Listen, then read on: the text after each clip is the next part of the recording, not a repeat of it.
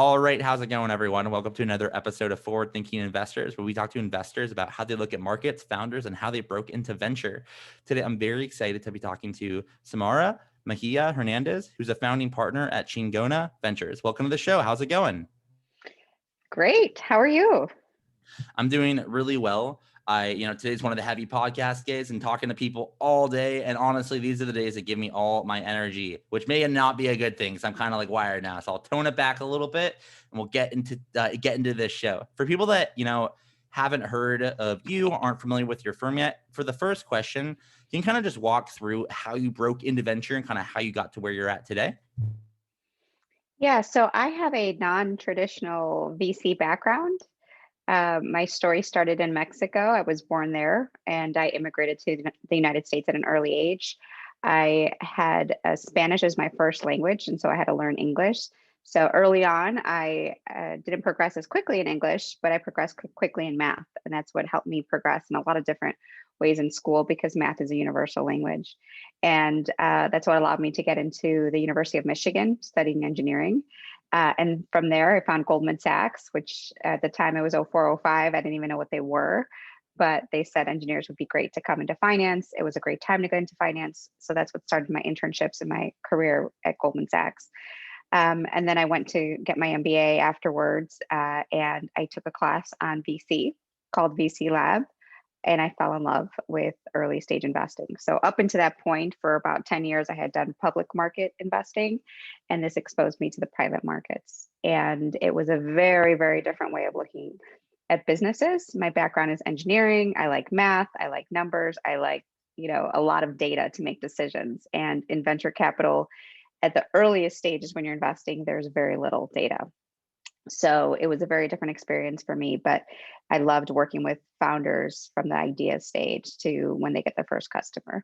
And so I was able to join a founding team in Chicago, a founding venture team here.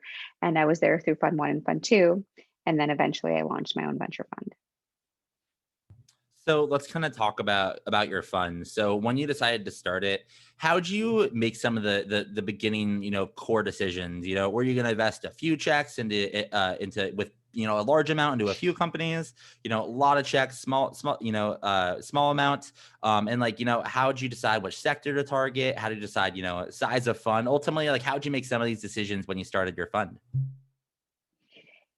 So a lot of that decision came through organically through the opportunities I saw in the market. So it wasn't like one day I woke up and I was like, oh, I want to launch my own venture fund, and then I go and do it. Right? It had been years and years and years of seeing one of the biggest missed opportunities in the market. So, and I break that down in threefold. So first, it's an opportunity to go earlier, especially in ecosystems that don't have mature angel networks outside of the valley. Two, go in industries and in markets that were growing but often overlooked. And three, go with founders that didn't fit your traditional mold, were undercapitalized, but were growing in terms of traction, in terms of business. They had a unique perspective on a market that really, I believed, would help them win and take market share.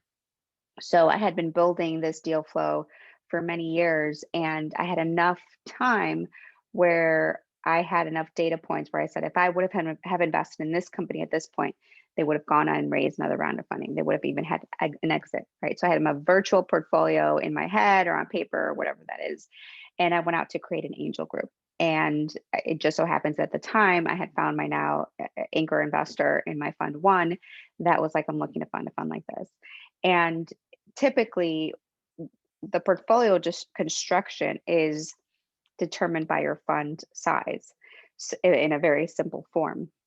So it's usually you take your fund size and then you could break it down by, obviously check size, how much you want to do for follow on, whether you want to lead deals or not. And then there's the whole expenses and all that. And I think that's important because there's so many funds coming to market. There's so many people are like, I want to run my own fund. They do rolling funds, but you're essentially a fund manager, and meeting with founders is probably like 20% of your time, and the rest is helping your portfolio companies. It's fundraising, it's fund management.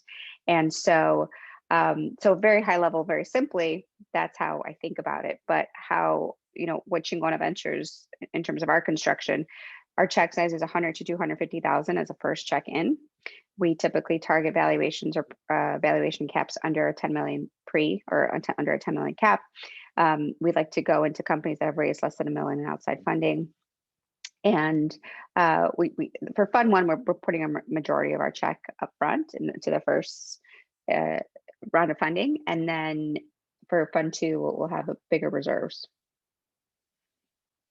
I appreciate you sharing that. It honestly gives like a really, really good insight into how a fund manager thinks about putting together a fund. So I appreciate that.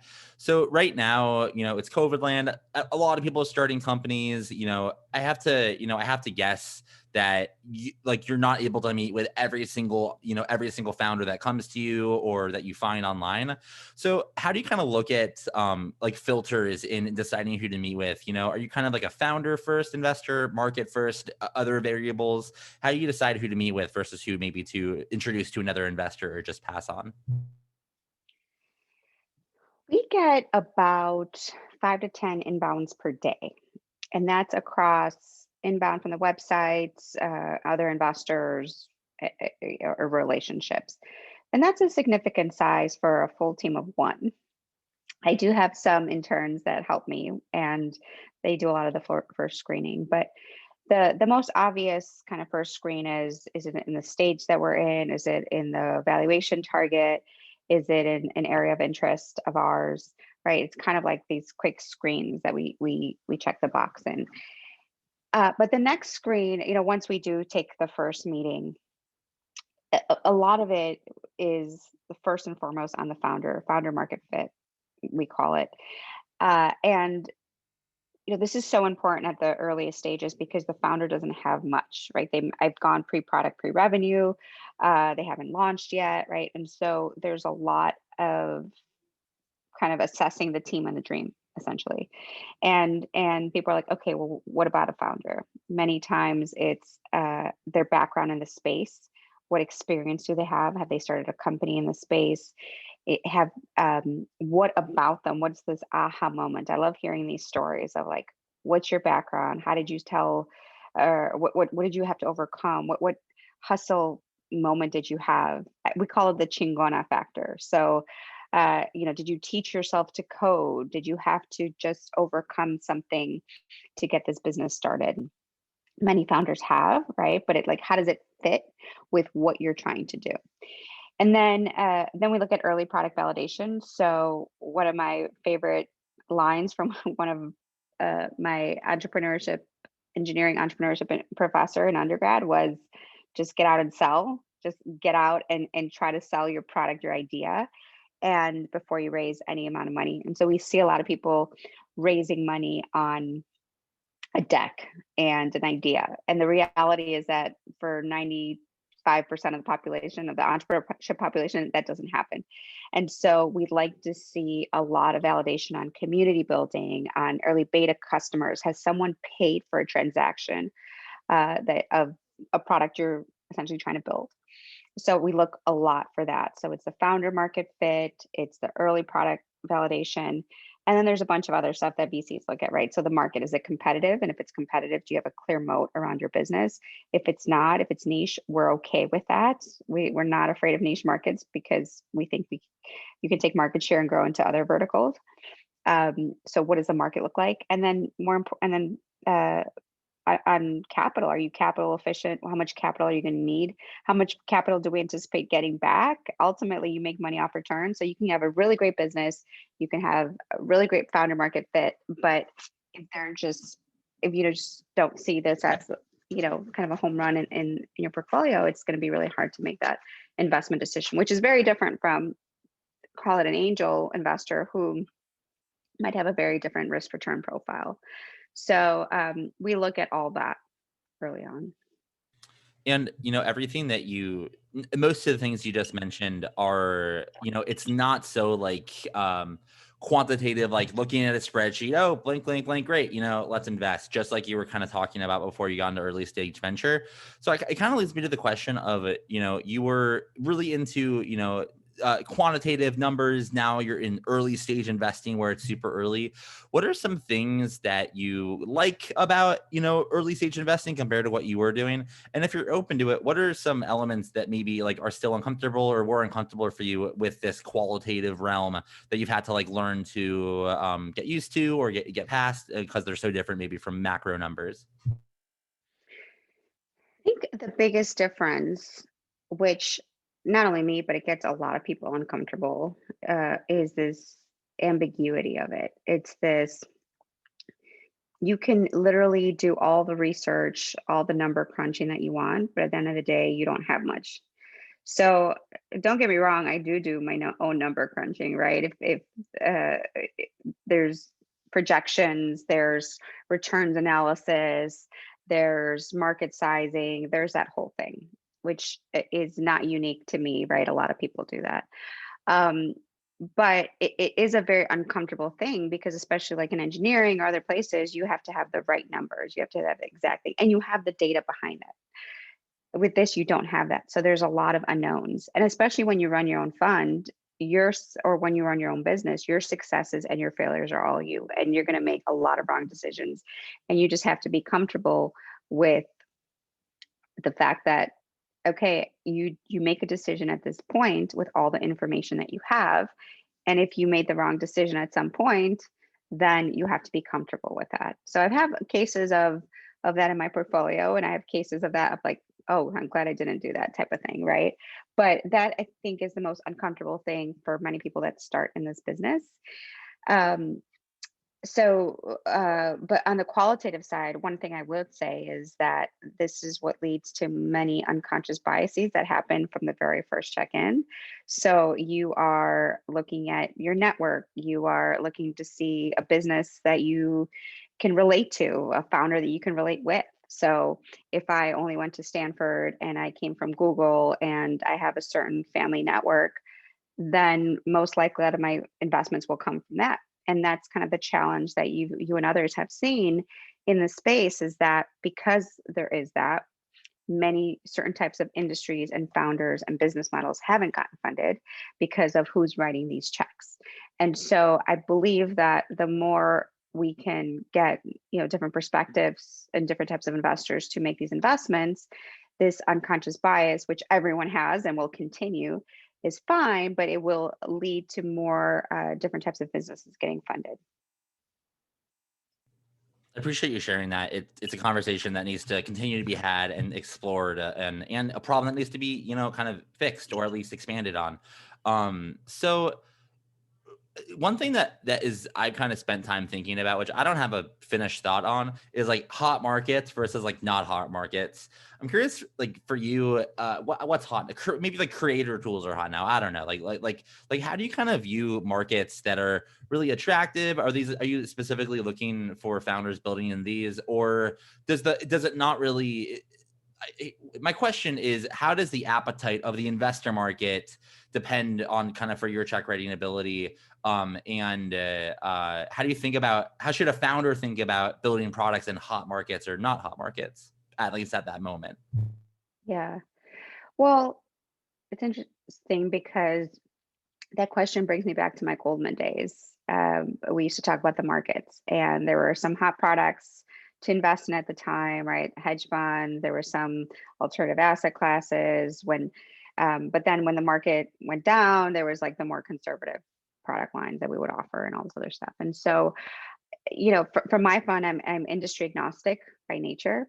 And that allows me to be flexible when market conditions change, as we saw in this environment. I never think about it as what's hot or what's not. And I love many times unsexy businesses. I think those are sexy.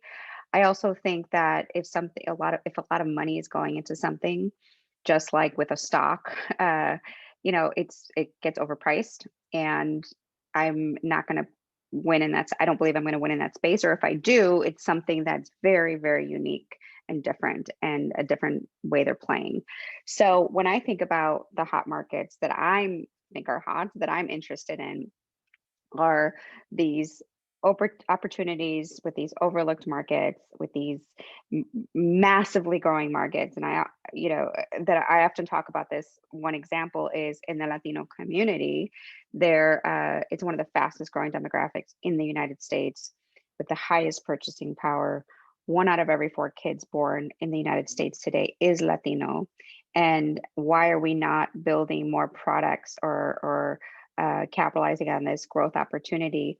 Right? It I can't even explain it, right? It's just crazy. And I have had certain investors bring up the fact that, oh, why would people invest in this? It's a niche market.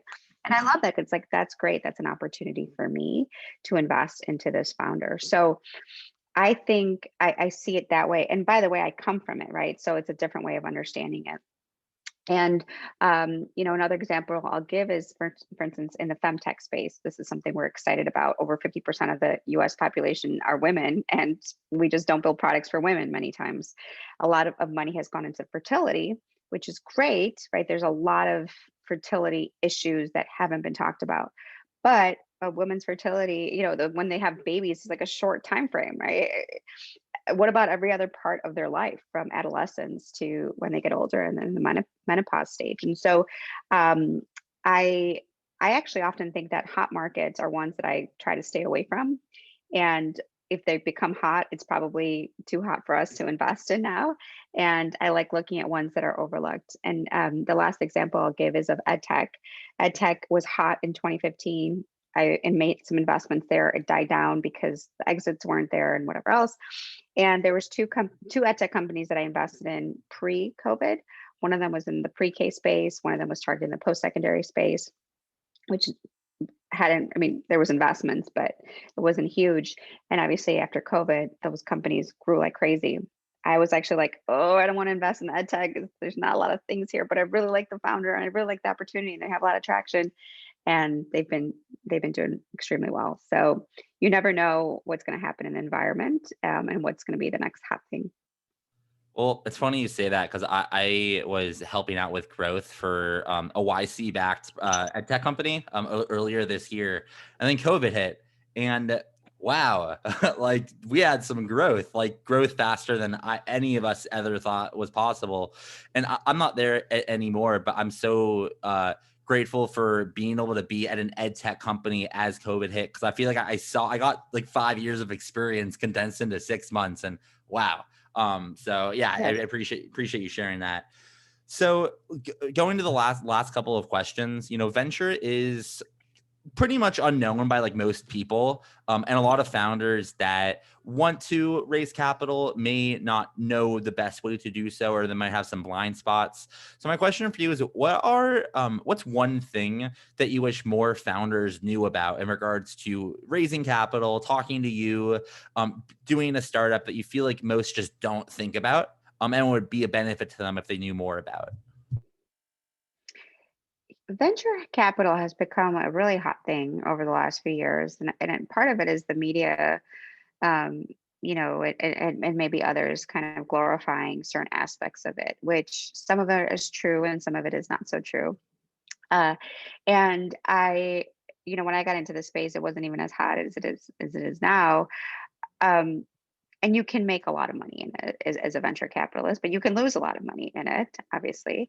And one thing that I always tell founders as they're thinking about raising their first round of venture capital is, really, why are you doing this? Like, what is it that do you need it?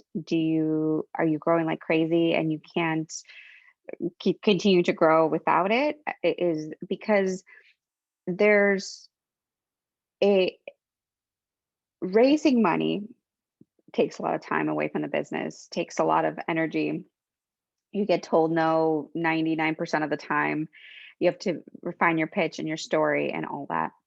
And you might be in a certain space, maybe you're a services company that where many VCs don't invest in, right? And you could build a really great business. And you, as a founder owning 100% of your company, can make a ton of money, right? If it works out really, really well without any venture capital money, even if the exit is not in the billions of dollars.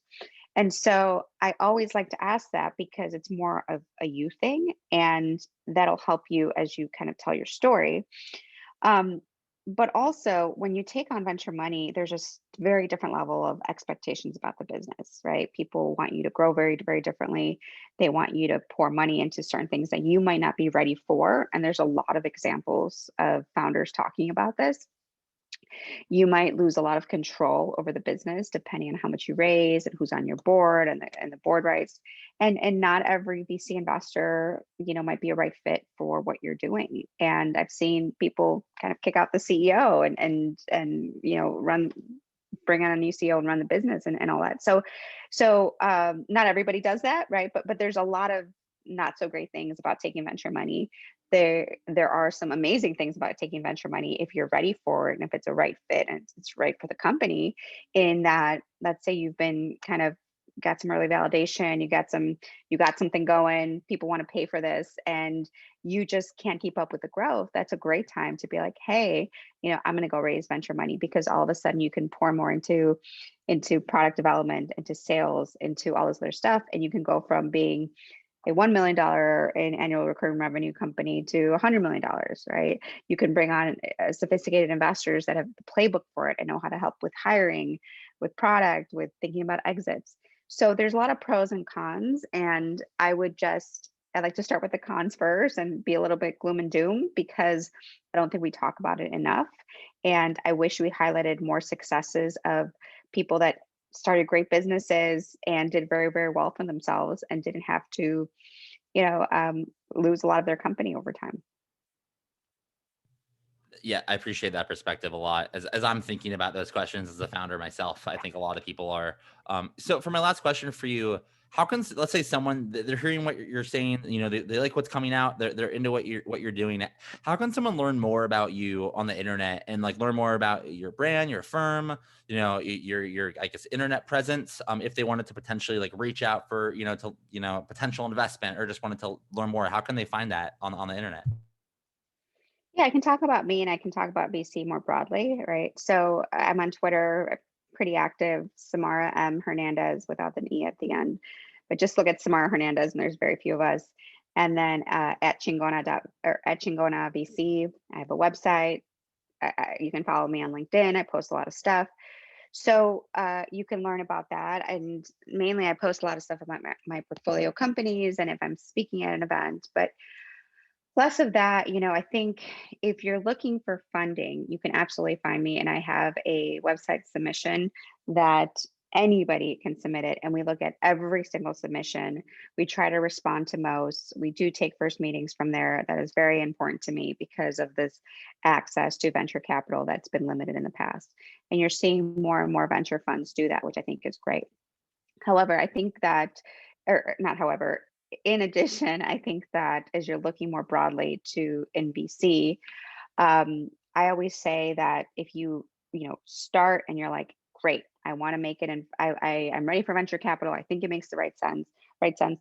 I always think about it as a sales process. I was in sales for many years, and by the way, I have to raise myself, so I have to create a process. It's got to be tight knit to be successful. And so what does that mean? That means having your deck ready to go, your pitch deck ready to go, getting feedback on it, having all the important points, having practiced your pitch over and over again to see what resonates, right? There's many office hours, or you can talk to a lot of friendly investors or angels. And then also having a spreadsheet ready to go. And Jenny Fielding from Techstars does an amazing job here, is that she has a public sheet where you can download it, and it just basically talks about the investor, the fund, the check size, and why they're good for you. And that's really important because I've had people reach out to me that are like doing a Series B, life sciences business. I'm like, you obviously haven't taken a look at our, that's not what we do. We do for something very differently. So it'll make you look more professional if you reach out to someone and say, I'm reaching out because of X, Y, and Z. And then the next thing is having your email ready to go. So sharing the spreadsheet with your network and saying, okay, on LinkedIn, so-and-so is connected, would you mind connecting me? Here's a forwardable email. Make it super easy for someone to forward an email to somebody else with your deck, with your important information, not just, hey, I saw you, nice, I'd love to chat with you about my business, but nothing else, because VCs get a ton of those. And then if you do get a meeting, right? Doing the pitch and the follow up is so key because this is what people miss. And this is what I think is missed in many sales processes is if you have a good meeting and someone asks for information or a follow up or whatever it is, ensuring that you follow up. And if they pass, keeping them up to date on product, whether it's monthly or quarterly.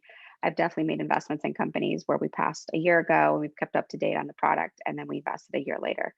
So there's me, but then there's the more broader community, and it's all hustle and it's all getting out to as many good investors, and I say good for your business stage and industry to position you for success. All right, you all just got a rundown on ultimately how to run a process and how to raise some venture if it makes sense for you. That was awesome. That was literally like just in like 2 minutes, you just kind of like went through, how you're supposed to do it. That's great. Well, I appreciate you coming on to the podcast. I think that you've shared some awesome things about the industry and also a lot of tips that the listeners, especially some founders can take away.